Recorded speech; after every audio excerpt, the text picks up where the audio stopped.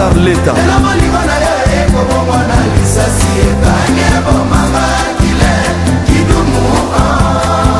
Tchétché Tchernobyl Kasamoto Didi Kinouane Jano Kabuya Martini Rocco. Vital Caméré, bonjour. Bonjour. Vous venez de quitter le PPRD, vous venez de renoncer à votre mandat de député national. Pourquoi passez-vous à l'opposition? Et quand nous avons créé le PPRD, nous avions comme objectif tout pour le peuple et rien que pour le peuple. Mais hélas, nous constatons qu'ils ont emprunté une mauvaise direction. Qu'est-ce qui vous a le plus choqué dans la gestion des affaires publiques cette année 2010, par exemple? D'abord, toutes les antivaleurs. Je voudrais parler de la corruption, des assassinats ciblés, des défenseurs des droits de l'homme et des journalistes. Et je pense à Floribert Chebeya, par exemple, qui avait été assassiné et dont le procès, l'issue du procès ne rassure personne. Mais il y a aussi le pauvre Arma Tungulu et les chauffeurs de Floribert Chebeya, dont les dépouilles ne sont pas remises à leur famille. Quelle cruauté! Sur le plan économique, est-ce qu'il n'y a pas des avancées grâce à l'arrivée des Chinois? Je vous ai dit, quand nous avançons de 100 mètres, hélas, malheureusement, nous reculons de 1000 mètres.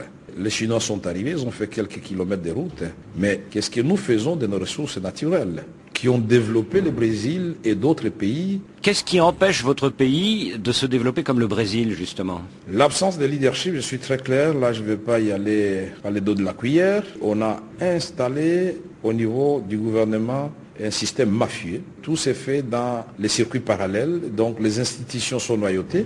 Et quand les députés au niveau de l'Assemblée nationale, les sénateurs veulent interpeller les ministres ou le Premier ministre, il y a des mots d'ordre de la majorité qui empêchent aux députés de bénéficier de leur mandat qui est de ne défendre que l'intérêt du peuple. Nous avons vu, on a identifié les détourneurs, on a parlé de 500% de dépassement budgétaire, plus de 198 millions de dollars détournés. Et tout cela, personne n'est puni, la séance est terminée en catastrophe et on ne connaît pas la suite. On ne peut plus continuer comme ça dans l'impunité. Donc pour vous, le vrai mal congolais, c'est la corruption?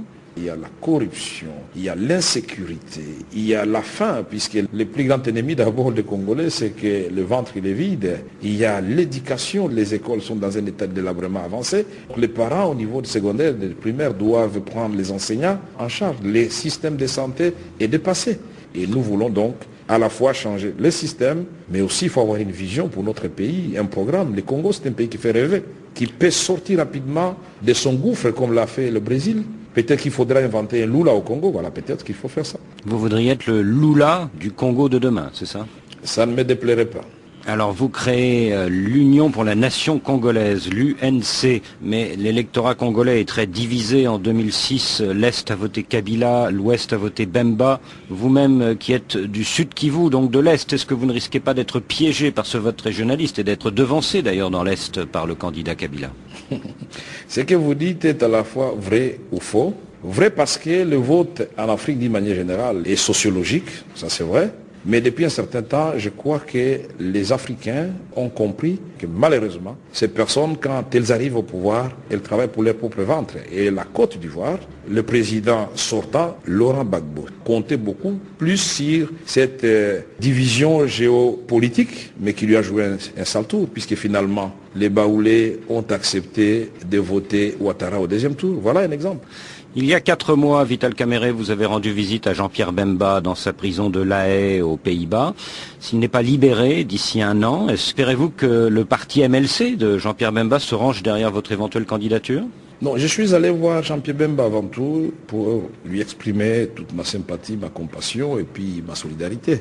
En plus, je suis politicien, je suis allé le voir pour lui proposer une alliance. Mais je ne serai pas cynique en me déplaçant pour aller dire à mon frère Jean-Pierre Bemba et amis, non, attention, si vous ne sortez pas, vous allez me soutenir. Non, je lui ai dit, nous allons la main dans la main ensemble en 2011, la main dans la main aux élections.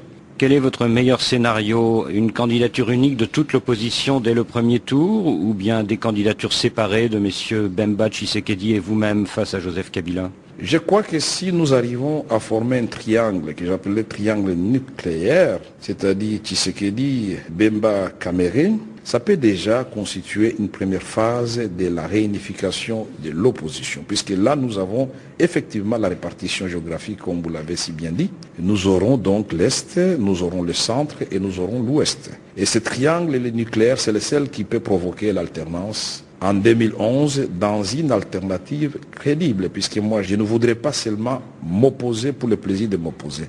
J'ai un rêve pour mon pays et j'ai tout un programme. Vital Kamerhe, vous avez été très proche de Joseph Kabila. Est-ce qu'on ne peut pas imaginer une réconciliation d'ici un an et peut-être un retour de votre part dans la majorité présidentielle? Non, pour le moment nous avons des divergences de vues inconciliables. Et quand vous avez dit à Joseph Kabila que vous alliez passer à l'opposition, qu'est-ce qu'il vous a répondu? Quand est-ce que je lui ai dit? Je viens de le dire aujourd'hui. J'ai fait ma conférence de presse. Il l'a suivi comme tout le monde. Oui, mais vous l'avez prévenu, non? Je ne l'ai pas prévenu. J'ai déjà arraché ma liberté depuis très longtemps pour provoquer les changements dans une alternative crédible. Vital Kamerhe, merci.